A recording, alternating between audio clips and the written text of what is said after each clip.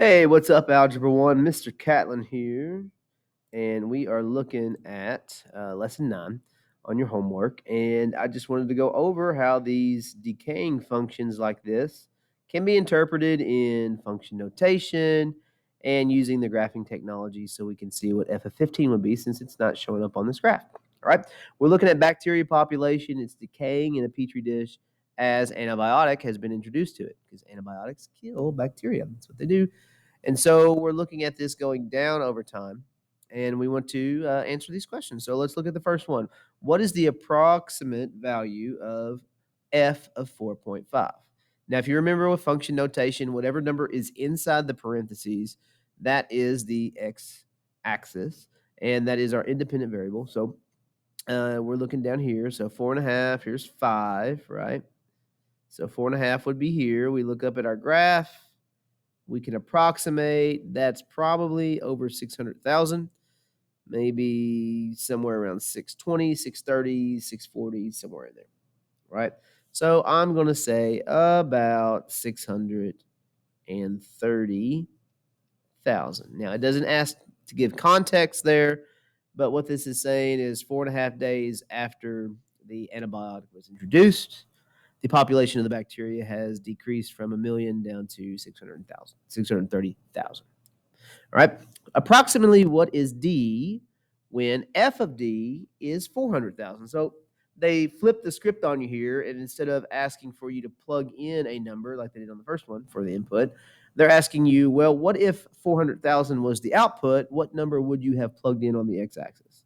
So we have to go up here to 400,000, which is here. We scoot on over to where the graph intersects that, which appears to be right there.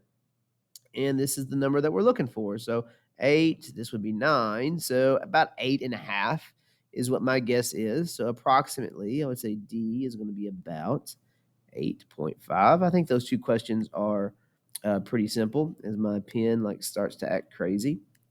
Can't get it to stop.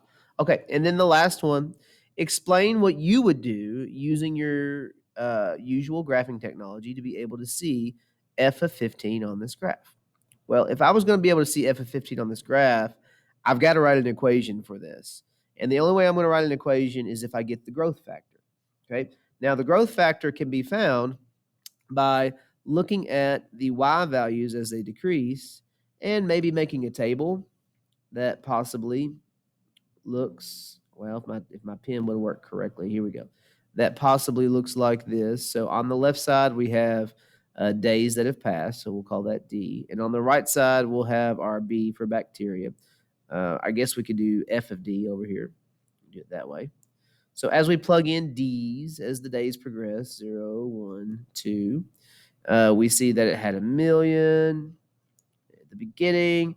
And then after a day, it went down to 900,000. Oh, I don't need a comma there.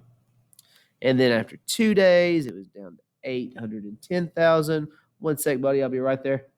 And so we just need to find out what the growth factor is. So what are they multiplying over here? What are they multiplying? Wow, my pen is acting really strange. What are they multiplying to get to the next number? And so to find that growth factor, we just have to divide 1 million by 900,000. And when we do that, we can show you what that looks like. Let's clear this out here. And if you do 1 million divided by 900,000, you get this old number right here, which is 10/9. So that's our growth factor. But I did it backwards, didn't I? Because it was going downhill. I know that I did it backwards because it was decaying and it should be getting smaller, which would be less than 1. So a lot of people will do that. They'll divide it in the wrong order, just like I just did in this example. So you divide it the other way around, and you will get the correct growth factor with loss, and we're losing we're losing a tenth, and we're keeping 9/10. And so whenever we go back to look at this as our growth factor being 0.9 here, that's our growth factor of 0.9 or 9/10 to get to the next one, then that's the number that we're going to plug in for our equation. So our equation would be simply f of D equals starting number of 1 million, and then we would multiply by 9/10 raised to the d power.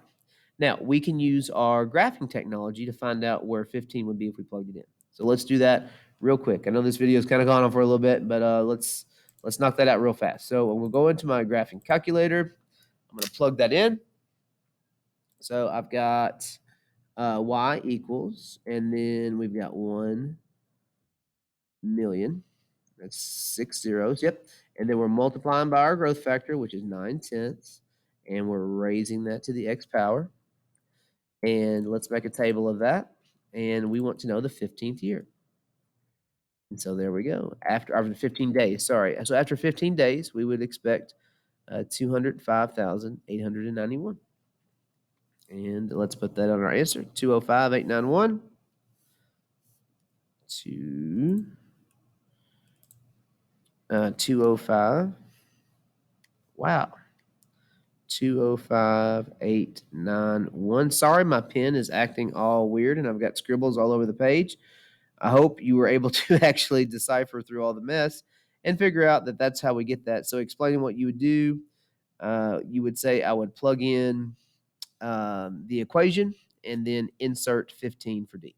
And that's what your explanation would be. I don't think I feel confident in writing with this pen right now, so I'll let you type that in yourself or write that in yourself whenever you do the homework. Sorry for the craziness, but we did get it done. See you guys later.